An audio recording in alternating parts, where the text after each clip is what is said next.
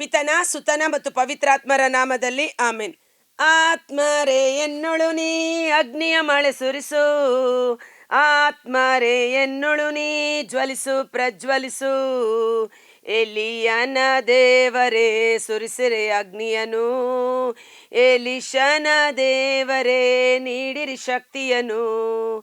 ದಾನಿಯೇಲನ ದೇವರೇ ಎಬ್ಬಿಸು ನಮ್ಮನ್ನು, ಅಗ್ನಿಯಂತೆ ಶಕ್ತಿಯಂತೆ ತುಂಬಿರಿ ಕೃಪೆಯನ್ನು. ಆತ್ಮರೇ ಎನ್ನೊಳು ನೀ ಅಗ್ನಿಯ ಮಳೆ ಸುರಿಸು, ಆತ್ಮರೇ ಎನ್ನೊಳು ನೀ ಜ್ವಲಿಸು ಪ್ರಜ್ವಲಿಸು. ಪ್ರಭು ಕ್ರಿಸ್ತರಲ್ಲಿ ಆತ್ಮೀಯ ಸಹೋದರ ಸಹೋದರಿಯರೇ, ಈ ದಿನದ ಮುಂಜಾನೆಯ ಜೀವಸ್ವರ ಪ್ರಕಟಣಾ ಗ್ರಂಥ 11ನೇ ಅಧ್ಯಾಯ, ನೆನ್ನೆಯ ಮುಂದುವರೆದ ಭಾಗ, ವಚನ 4. ಇಬ್ಬರು ಸಾಕ್ಷಿಗಳನ್ನು ನಾನು ಕಳುಹಿಸುವೆನು, ಅವರು ಗೋಣಿತಟ್ಟನ್ನು ಉಟ್ಟುಕೊಂಡು 1260 ದಿನಗಳ ಕಾಲ ಪ್ರವಾದಿಸುವರು ಎಂದು ನಿನ್ನೆ ನಾವು ನೋಡಿದೆವು. 4ನೇ ವಚನ, ಈ ಇಬ್ಬರು ಸಾಕ್ಷಿಗಳು ಯಾರು? ಲೋಕಾಧಿಪತಿಯಾದ ದೇವರ ಸಾನ್ನಿಧ್ಯದಲ್ಲಿರುವ 2 ಓಲಿವ್ ಮರಗಳು ಮತ್ತು 2 ದೀಪಸ್ತಂಭಗಳು. Praise the lord. ಲೋಕದ ಅಧಿಪತಿಯಾದ, ಭೂಮಿ ಆಕಾಶವನ್ನು ಸೃಷ್ಟಿ ಮಾಡಿದ ಸೃಷ್ಟಿಕರ್ತ, ದೇವರ ಸಾನ್ನಿಧ್ಯದಲ್ಲಿ, ದೇವರ ಸಮ್ಮುಖದಲ್ಲಿರುವ 2 ಓಲಿವ್ ಮರಗಳು ಅಥವಾ ಎಣ್ಣೆ ಮರಗಳು. ಓಲಿವ್ ಅಂದ್ರೇನು? ಎಣ್ಣೆ, ಆಯಿಲ್.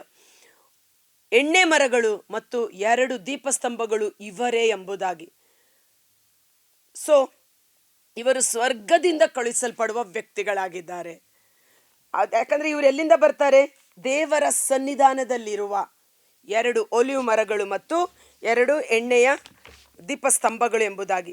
ಇದರ ಕುರಿತು ಒಂದು ರಿಫ್ಲೆಕ್ಷನ್ನು ಜೆಕರ್ಯನ ಗ್ರಂಥದಲ್ಲಿ ನಾವು ನೋಡುವ. ಆಮೇಲೆ ಅದು ಯಾರು ಎಂದು ನಾವು ನೋಡುವ. ಪ್ರವಾದಿ ಜೆಕರ್ಯನ ಗ್ರಂಥ 4ನೇ ಅಧ್ಯಾಯ. ತುಂಬ ಫಾಸ್ಟ್ ಆಗ್ತಾ ಇದೆಯಾ? ಕೆಲವರು ಹೇಳ್ತಾ ಇದ್ದಾರೆ, ಅಕ್ಕ ಸ್ವಲ್ಪ ಸ್ಲೋ ಮಾಡಿ ಹೇಳಿ ಅಂತ. ಜೆಕರ್ಯನ ಗ್ರಂಥ 4ನೇ ಅಧ್ಯಾಯ. ಅನಂತರ ಸೂತ್ರಧಾರಿಯಾದ ದೂತನು ಮತ್ತೆ ಬಂದು ನಿದ್ರೆ ಹತ್ತಿದವನಂತಿದ್ದ ನನ್ನನ್ನು ಎಚ್ಚರಗೊಳಿಸಿದನು. ಏನನ್ನು ನೋಡುತ್ತಿರುವೆ ಎಂದು ಅವನು ನನ್ನನ್ನು ಕೇಳಿದಾಗ, ಇಗೋ 7 ದೀಪಗಳುಳ್ಳ ಸುವರ್ಣಮಯ ದೀಪಸ್ತಂಭ ಒಂದನ್ನು ನೋಡುತ್ತಿದ್ದೇನೆ. ಇದನ್ನು ನೀವು ನೋಡ್ಬೋದು. 7 ನಾಳಗಳಿರುವ ಒಂದೇ ಚಿನ್ನದ ದೀಪಸ್ತಂಭ. ಓಕೆ, ಅದರ ಮೇಲೆ ದೀಪಗಳಿಗೆ 7 ನಾಳಗಳಿವೆ. ಆ ದೀಪಸ್ತಂಭದ ಪಕ್ಕದಲ್ಲಿ ಬಲಗಡೆ 1, ಎಡಗಡೆ ಇನ್ನೊಂದು, ಹೀಗೆ 2 ಎಣ್ಣೆಯ ಮರಗಳಿವೆ. Praise the lord. ಜೆಕರ್ಯ ಪ್ರವಾದಿ ದರ್ಶನದಲ್ಲಿ ನೋಡಿದಂಥ ಒಂದು ಘಟನೆ. ಆ ದೀಪಸ್ತಂಭದಲ್ಲಿ 7 ಎಣ್ಣೆಯ ನಾಳಗಳಿವೆ, ಒಂದೇ ದೀಪಸ್ತಂಭ. ಅದರ ಎಡಗಡೆ 1, ಬಲಗಡೆ 1, 2 ಎಣ್ಣೆಯ ಮರಗಳಿವೆ.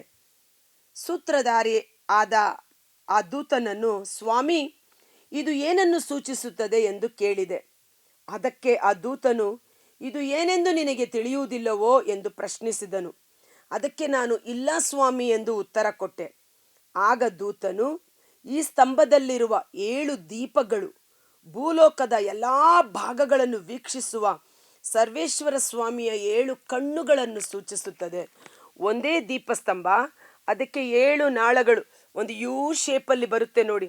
ನಮ್ಮ RRC ಧ್ಯಾನ ಕೇಂದ್ರದಲ್ಲಿ ಮೇಯ್ನ್ ಹಾಲಲ್ಲಿ ಇಟ್ಟಿದ್ದಾರೆ ಅಂತ ಒಂದು ದೀಪಸ್ತಂಭ. 7 ನಾಳಗಳು ಒಟ್ಟಾಗಿ ಒಂದೇ ದೀಪಸ್ತಂಭದಲ್ಲಿ ಇರುತ್ತದೆ. ಇದು ಸರ್ವೇಶ್ವರನ 7 ಕಣ್ಣುಗಳನ್ನು ಸೂಚಿಸುತ್ತದೆ. ಭೂಲೋಕದೆಲ್ಲೆಡೆ ವೀಕ್ಷಿಸುವ ಆತನ ಕಣ್ಣುಗಳು. ಆತನ ಕಣ್ಣಿಗೆ ಮರೆಯಾದುದು ಯಾವುದೂ ಇಲ್ಲ, ಎಲ್ಲವೂ ಆತನ ದೃಷ್ಟಿಗೆ ಬಟ್ಟ ಬಯಲು.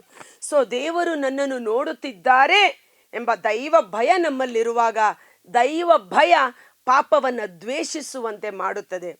ಈ ಜೀವಸ್ವರವನ್ನು ಆಲಿಸುತ್ತಿರುವ ನಮ್ಮಲ್ಲಿ ಈ ಮುಂಜಾನೆ ವೇಳೆ ಪರಿಶುದ್ಧಾತ್ಮರು ದೈವ ಭಯದ ವರವನ್ನು ನಮಗೂ, ನಮ್ಮ ಎಲ್ಲ ಯುವಜನತೆ, ನಮ್ಮ ಕುಟುಂಬದಲ್ಲಿರುವ ಎಲ್ಲ ಯೌವನಸ್ಥ ಮಕ್ಕಳಿಗೆ, ವಿದ್ಯಾರ್ಥಿಗಳಿಗೆ, ಗಂಡ ಹೆಂಡತಿ ಪ್ರತಿಯೊಬ್ಬರಲ್ಲಿ ಆ ದೈವ ಭಯದ ಆತ್ಮರು ನಮ್ಮಲ್ಲಿ ನೆಲೆಸುವಂತೆ ಒಂದು ಕ್ಷಣ ಕಾಲ ನಾವು ಪ್ರಾರ್ಥಿಸೋಣ. ಕಾರಣ ಈ ದೈವ ಭಯ ಏನು? ದೇವರು ಎಲ್ಲವನ್ನ ನೋಡುತ್ತಿದ್ದಾರೆ, ಅವರ ಕಣ್ಣಿಗೆ ಕಾಣಿಸದೆ ನಾನು ಹೇಗೆ ಪಾಪ ಮಾಡಲಿ ಎಂಬ ಭಯವಿರುವಾಗ ಆ ದೈವ ಭಯ ಪಾಪವನ್ನು ದ್ವೇಷಿಸುವಂತೆ ಮಾಡುತ್ತದೆ, ಪಾಪದಿಂದ ದೂರ ಓಡಿ ಹೋಗುವಂತೆ ಮಾಡುತ್ತದೆ. ಭೂಲೋಕದ ಎಲ್ಲೆಡೆ ನೋಡುವ ಆತನ ಪ್ರಕಾಶಮಯವಾದ ಕಣ್ಣುಗಳಿಗೆ ಮರೆಯಾದುದು ಯಾವುದೂ ಇಲ್ಲ. Praise the lord. ಹಾಲೆಲೂಯ. ದೈವ ಭಯದ ಆತ್ಮರು ನಮ್ಮ ಕುಟುಂಬಗಳಲ್ಲಿ ಅಭಿಷೇಕವಾಗಿ ನಮ್ಮನ್ನು, ನಮ್ಮ ಯುವ ಜನತೆಯನ್ನು ಆಳ್ವಿಕೆ ಮಾಡಲಿ. ಆಮೇನ್. ಪುನಃ ನಾನು ದೇವದೂತನನ್ನು, ಜೆಕರ್ಯ 4:11, ದೀಪಸ್ತಂಭದ ಎಡ ಬಲಗಳಲ್ಲಿರುವ ಎಣ್ಣೆ ಮರಗಳು ಏನನ್ನು ಸೂಚಿಸುತ್ತದೆ? ಪ್ರಕಟಣಾ ಗ್ರಂಥ 11ನೇ ಅಧ್ಯಾಯದಲ್ಲಿ ನೋಡುವ 2 ಎಣ್ಣೆ ಮರಗಳು ಆಲ್ರೆಡಿ ಜೆಕರ್ಯನ ಗ್ರಂಥದಲ್ಲಿ ದರ್ಶನದ ರೂಪದಲ್ಲಿ ಬಂದಿದೆ ಎಂದು ಕೇಳಿದೆ. ಮತ್ತೆ ಅವನನ್ನು ತಮ್ಮೊಳಗಿಂದ ಚಿನ್ನದಂಥ ಎಣ್ಣೆಯನ್ನು ಪಾತ್ರೆಯಲ್ಲಿ ತುಂಬಿಸುವ 2 ಬಂಗಾರದ ನಾಳಗಳಿವೆಯಲ್ಲ, ಆ ನಾಳಗಳ ಬಾಯಿಗೆ ಸೇರಿರುವ 2 ಎಣ್ಣೆ ಕಾಯಿಗುತ್ತಿಗಳು ಏನು ಎಂದು ಕೇಳಿದೆ. ಅದಕ್ಕೆ ಆ ದೂತನು, ಅವು ಏನೆಂದು ನಿನಗೆ ತಿಳಿಯುವುದಿಲ್ಲವೋ ಎಂದು ಕೇಳಿದಾಗ ನಾನು, ಇಲ್ಲ ಸ್ವಾಮಿ ಎಂದೆ. ಅದಕ್ಕೆ ಅವನು, ಇವು ದೇವರಿಂದ ಆಯ್ಕೆಯಾಗಿ ಎಣ್ಣೆಯಿಂದ ಅಭಿಷಕ್ತರಾದ 2 ವ್ಯಕ್ತಿಗಳನ್ನು ಸೂಚಿಸುತ್ತದೆ. ಆಮೇನ್. ಪವಿತ್ರಾತ್ಮರಿಗೆ ಸ್ತೋತ್ರವಾಗಲಿ. ಆ 2 ಎಣ್ಣೆ ಮರಗಳು ದೇವರಿಂದ ಆಯ್ಕೆಯಾಗಿ ಪವಿತ್ರಾತ್ಮರ ಎಣ್ಣೆಯಿಂದ ಅಭಿಷೇಕಿಸಲ್ಪಟ್ಟ ಅಭಿಷಕ್ತರಾದ 2 ವ್ಯಕ್ತಿಗಳನ್ನು ಅದು ಸಾಂಕೇತಿಕವಾಗಿ ಸೂಚಿಸುತ್ತದೆ. ಸರ್ವಲೋಕದ ಒಡೆಯನ ಸನ್ನಿಧಿಯಲ್ಲಿರುವ ಸೇವಕರನ್ನು ಸೂಚಿಸುತ್ತದೆ. Praise the lord. ಸರ್ವಲೋಕದ ಒಡೆಯನ ಸನ್ನಿಧಿಯ ಸೇವಕರಾಗಿದ್ದಾರೆ. ಸೊ ಈ 2 ವ್ಯಕ್ತಿಗಳು ದೇವರಿಂದ ಆಯ್ಕೆ ಮಾಡಲ್ಪಟ್ಟು, ದೇವರ ಎಣ್ಣೆಯಿಂದ ಅಭಿಷೇಕಿಸಲ್ಪಟ್ಟು, ಪವಿತ್ರಾತ್ಮರ ಎಣ್ಣೆಯಿಂದ ಅಭಿಷೇಕಿಸಲ್ಪಟ್ಟ ಅಭಿಷಕ್ತ ವ್ಯಕ್ತಿಗಳು. ಅವರನ್ನು ನಾನು ಲೋಕಕ್ಕೆ ಕಳುಹಿಸುತ್ತೇನೆ ಎಂಬುದಾಗಿ ಪ್ರಕಟಣಾ ಗ್ರಂಥದಲ್ಲಿ ಬರೆಯಲ್ಪಟ್ಟಿದೆ. ಓಕೆ, ಯಾರಾಗಿರಬಹುದು ಅವರಿಬ್ಬರು? ಅವರು ವ್ಯಕ್ತಿಗಳು ಎಂದು ಕ್ಲಿಯರ್ ಆಗಿ ನಮಗೆ ಮೆಸೇಜ್ ಬರ್ತಾ ಇದೆ. ಪರ್ಸನ್ಸ್. ಓಕೆ, ದೇವದೂತರುಗಳು ಅಲ್ಲ. ಓಕೆ, ಪ್ರಕಟಣೆ 11:5, ಯಾವನಾದರೂ ಇವರಿಗೆ ಕೇಡು ಬಗೆದರೆ ಇವರ ಬಾಯಿಯಿಂದ ಬೆಂಕಿ ಹೊರಟು ಇವರ ಶತ್ರುಗಳನ್ನು ದಹಿಸಿ ಬಿಡುತ್ತದೆ. ಇವರಿಗೆ ಕೇಡು ಬಗೆಯಬೇಕೆಂದಿರುವವನು ಹೀಗೆಯೇ ಹತನಾಗುತ್ತಾನೆ. Praise the lord. ಈ 2 ವ್ಯಕ್ತಿಗಳಲ್ಲಿ ಇರುವಂಥ ಒಂದು ಅಭಿಷೇಕದ ಶಕ್ತಿ. ಯಾರಾದರೂ ಇವರಿಗೆ ಕೇಡು ಮಾಡಬೇಕೆಂದು ಬಂದರೆ ಇವರ ಬಾಯಿಯಿಂದ ಬೆಂಕಿ ಹೊರಟು ಬಂದು ಅವರು ಸಂಹರಿಸಲ್ಪಡುತ್ತಾರೆ. ಈ ಬೆಂಕಿ ಹೊರಟು ಬಂದು ಜನರನ್ನು ಸಂಹರಿಸಿದ ಘಟನೆ ಪವಿತ್ರ ಗ್ರಂಥದಲ್ಲಿ ಎಲ್ಲೋ ಇದೆ. ನೆನಪಿಗೆ ಬಂತಾ? ಎಸ್, 2 ಅರಸರುಗಳ ಗ್ರಂಥ 1ನೇ ಅಧ್ಯಾಯದಲ್ಲಿ ನಾವು 10ನೇ ವಚನದ ಮೇಲ್ಪಟ್ಟು ನಾವು ನೋಡ್ತೇವೆ. ಅದು ಓದೋಣವಾ? ಪರವಾಗಿಲ್ಲ, ಸಮಯ ಲೇಟ್ ಆದರೂ ಸಹ ಸ್ವಲ್ಪ ನಾವು ಅದನ್ನು ಓದಿ ಧ್ಯಾನಿಸುವಾಗ ಆ ವಚನದ ಶಕ್ತಿ ನಮ್ಮಲ್ಲಿ ಕಾರ್ಯ ಮಾಡಲಿ. ಹಾಲೆಲೂಯ. ಯೇಸುವೆ ಸ್ತೋತ್ರ, ಯೇಸುವೆ ವಂದನೆ, ಯೇಸುವೆ ಆರಾಧನೆ. ಹಾಲೆಲೂಯ, ಸ್ತುತಿಸೋಣ. Hallelujah, hallelujah, hallelujah. ಯೇಸುವೆ ಸ್ತೋತ್ರ, ಯೇಸುವೆ ವಂದನೆ, ಯೇಸುವೆ ಆರಾಧನೆ, ಯೇಸುವೆ ಮಹಿಮೆ. ಸ್ತೋತ್ರ ಯೇಸುವೆ. Thank you Jesus. Hallelujah, hallelujah, hallelujah, hallelujah. ವಾಕ್ಯಗಳು ನಮಗೆ ದೈವಿಕ ಜ್ಞಾನವನ್ನು ತುಂಬಿಸಲಿ. 2 ಅರಸು 1ನೇ ಅಧ್ಯಾಯ ವಚನ 10.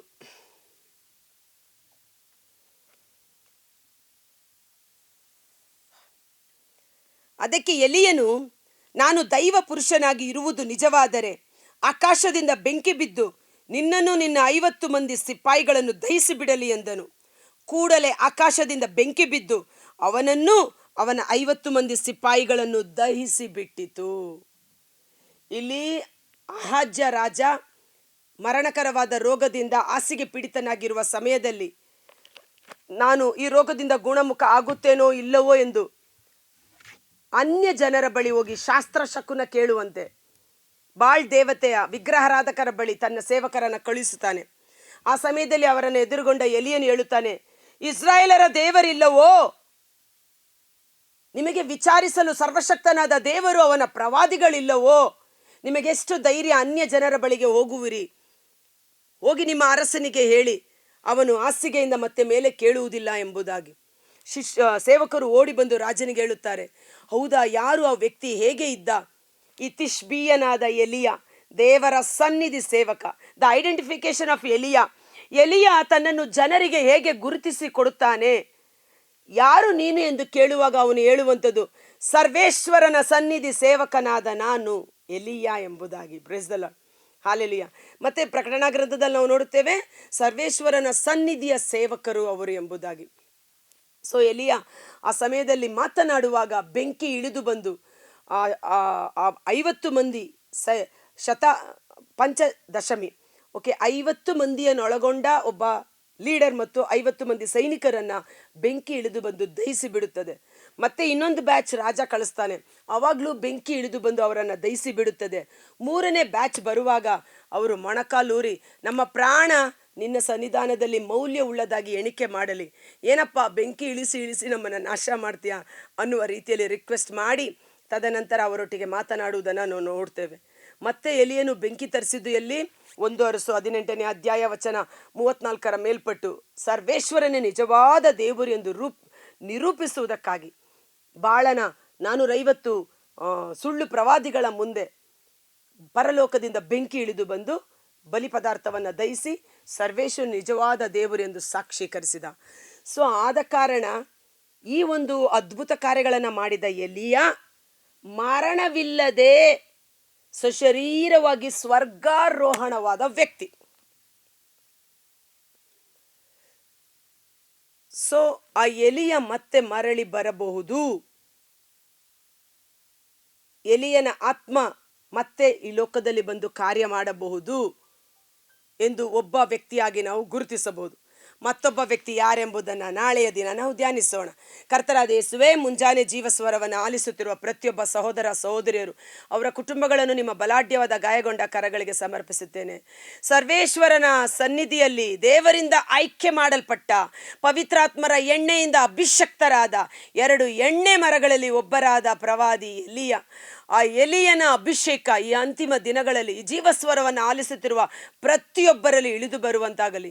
ನಾನು ಸರ್ವೇಶ್ವರನ ಸನ್ನಿಧಿ ಸೇವಕ ಎಂದು ನುಡಿದ ರೀತಿಯಲ್ಲಿ ದೇವರ ಸನ್ನಿಧಿಯಲ್ಲಿ ಕುಳಿತು ಪ್ರಾರ್ಥನೆ ಮಾಡುವ, ಪ್ರಭು ಯೇಸು ಕ್ರಿಸ್ತರನ್ನ ನಮ್ಮಲ್ಲಿ ಧರಿಸಿಕೊಂಡಿರುವ ಕ್ರಿಸ್ತಾಂಬರರಾಗಿ ಅಭಿಷೇಕಿಸಲ್ಪಟ್ಟಿರುವ ನಾವು ಮತ್ತೊಬ್ಬ ಯೇಸುವಾಗಿ ಈ ಲೋಕದಲ್ಲಿ ಜೀವಿಸಲು ಎಲಿಯನು ಮಾಡಿದ ಅದ್ಭುತ ಕಾರ್ಯಗಳಿಗಿಂತ ಮಿಗಿಲಾಗಿ ಯೇಸು ಮಾಡಿದ ಅದ್ಭುತ ಕಾರ್ಯಗಳನ್ನು ನೀವು ಮಾಡುವಿರಿ, ಏಕೆಂದರೆ ಪರಿಶುದ್ಧಾತ್ಮರು ನಿಮ್ಮೊಳಗಿದ್ದು ಕಾರ್ಯ ಮಾಡುವವರಾಗಿದ್ದಾರೆ. ನನ್ನಲ್ಲಿ ವಿಶ್ವಾಸವಿಡುವವನು ನಾನು ಮಾಡಿದುದಕ್ಕಿಂತ ಹೆಚ್ಚಾದ ಮಹತ್ ಕಾರ್ಯಗಳನ್ನು ಮಾಡುವನು. ಎಲಿಯನು ಸರ್ವೇಶ್ವರ ನಿಜವಾದ ದೇವರು ಎಂದು ಸಾಕ್ಷೀಕರಿಸಿದ ಆ ಒಂದು ಅಭಿಷೇಕ ನಮ್ಮೊಬ್ಬೊಬ್ಬರಲ್ಲಿ ಇಳಿದು ಬರಲಿ. ಎಲ್ಲ ಅನ್ಯ ದೇವರುಗಳು ವಿಗ್ರಹಾರಾಧನೆಯನ್ನು ತ್ಯಜಿಸಿ ಸಂಪೂರ್ಣವಾಗಿ ಯೇಸುವನ್ನು ಸ್ವೀಕರಿಸುವ ಕೃಪೆ ನಮಗೆ ಲಭಿಸಲಿ. ಅನ್ಯ ಜನರ ಮುಂದೆ ಸರ್ವೇಶ್ವರ ನಿಜವಾದ ಏಕೈಕ ದೇವರೆಂದು ಸಾಕ್ಷೀಕರಿಸುವ ಎಲಿಯನ ಧೈರ್ಯವುಳ್ಳ, ಬಲವುಳ್ಳ, ಸುಜ್ಞಾನವುಳ್ಳ, ಶಕ್ತಿ ಸಾಮರ್ಥ್ಯವುಳ್ಳ ಪರಿಶುದ್ಧಾತ್ಮರು ನಮ್ಮಲ್ಲಿ ಅಭಿಷೇಕ ಮಾಡಿ ಆಳ್ವಿಕೆ ನಡೆಸುವಂತೆ ಯೇಸುವಿನ ಅದ್ಭುತಕರವಾದ ನಾಮದಲ್ಲಿ ಪ್ರಾರ್ಥಿಸಿ ಬೇಡಿ ಹೊಂದಿಕೊಳ್ಳುತ್ತೇವೆ. ಆಮೆನ್. God bless you. ಈ ವಿಡಿಯೋ ಲಿಂಕನ್ನು ಪರರಿಗೆ ಶೇರ್ ಮಾಡಿ ಆಶೀರ್ವಾದವನ್ನು ಹೊಂದಿಕೊಳ್ಳಿ. Thank you.